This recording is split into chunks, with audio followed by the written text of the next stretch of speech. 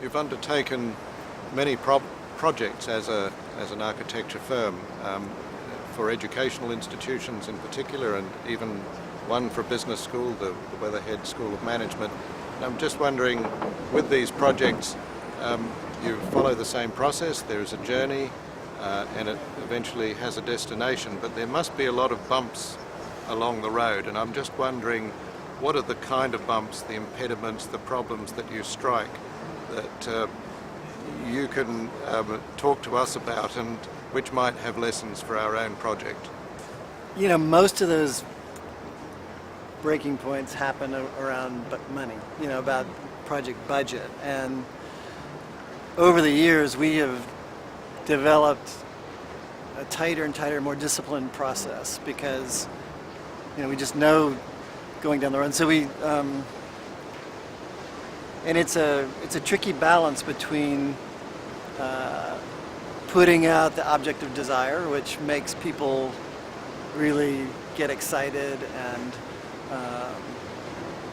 you know, kind of brings people together around a design. So, you know, the excitement is really important, but then if you kind of overshoot the means of the project, if you create the object of desire that's beyond the means, then, you know, that process gets extremely difficult. So we try and keep very close tabs on the areas of the building, the floor area, which drives the price, the way the building is put together and the way the cladding and the structure are. And we use the computer a lot to keep track of quantities. And so I think that, and then we, you know, most clients want everything they can get and more. And so it's an issue of trying to give you everything you want, but having the ability to say, you know, this is beyond where you can go. So it's a back and forth that way that, you know, we all have to buy into it. Another feature of the way that Frank Gehry works is that there's not one entity but two. You have Giri Partners, the design firm, and you also have Giri Technologies, which is a joint venture with Dassault, the French aerospace company. Now that's very intriguing, and I'm just wondering what part Giri Technologies plays in developing and delivering the design process.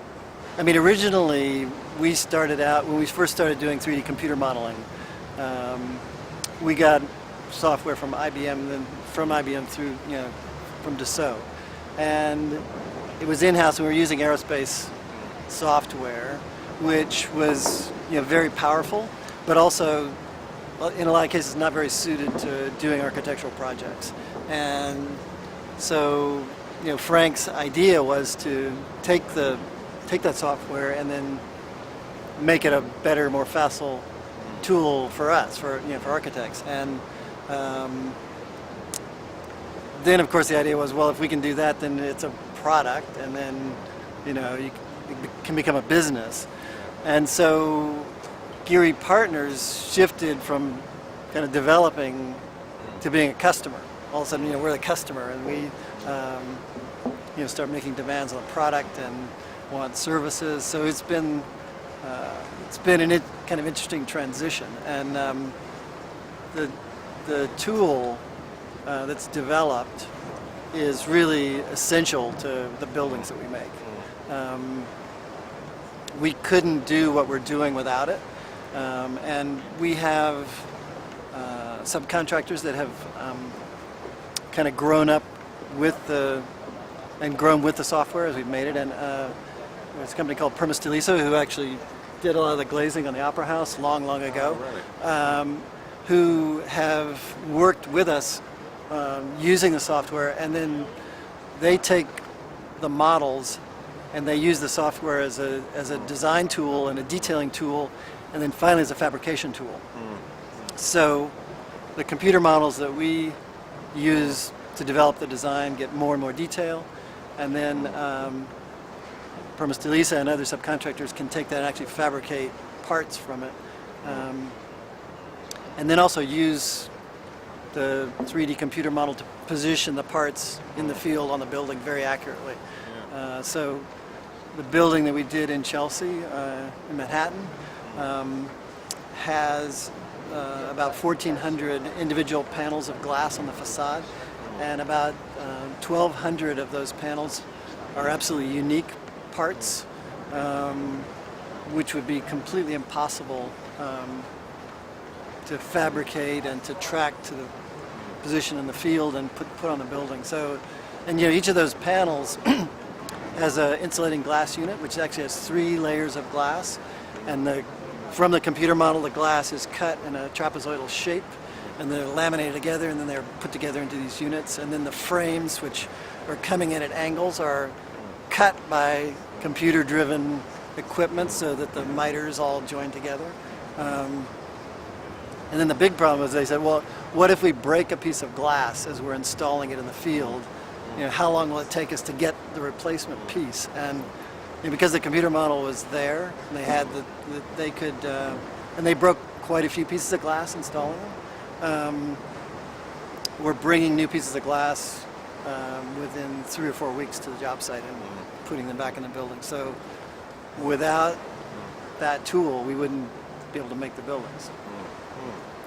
And so that's the technology dimension of the way that you work, and then on the other side you have the element of creativity and artistry, and this is very interesting to us at UTS because of the desire on our part to match creativity to technology in the work that we do in business education as well as design and information technology and the humanities. How do you see the relationship between architecture and art in your buildings? And are they the same thing, that good architecture is in fact a work of art? Very loaded question. We've gotten into a lot of trouble on that issue in the past. I would say, well, for one thing, Frank and I both love painting and love to look at paintings, and it's painting takes the three-dimensional world and flattens it into 2 dimensions and puts it on a surface. And what we do is kind of the reverse of that process. We take a lot of things that are images of kind of perception in the world that are seen and interpreted through art as a 2-dimensional medium, and then explode it back into 3 dimensions. And so we borrow pretty heavily from Renaissance painting and from all different eras of painting, and the composition of buildings and the color and ideas, a lot of that flows out of art. So for us it's very related. Those things are very related to each other. So it's kind of the same thing, but some people say, well, buildings have plumbing, so that separates them from art, which is definitely the case. But the reason you could argue that Ferdinand Léger made plumbing an art form. You could argue that. I mean, the reason I'm the reason I'm an architect, the reason I'm interested in that is that the practical aspects of making buildings, the structure, the plumbing, all those things, force a discipline on the process that, to me, is a real benefit, because it provides a momentum to move things along. And in those moments when inspiration is lacking, there's always plenty of other stuff to do to kind of keep the process moving along, and then you'll move on to the next thing. And then where I imagine a painter would get stuck and just like sit there and look at the canvas and go, what do I do now? We can just okay, we'll work on the structure for a while, do something like that. So.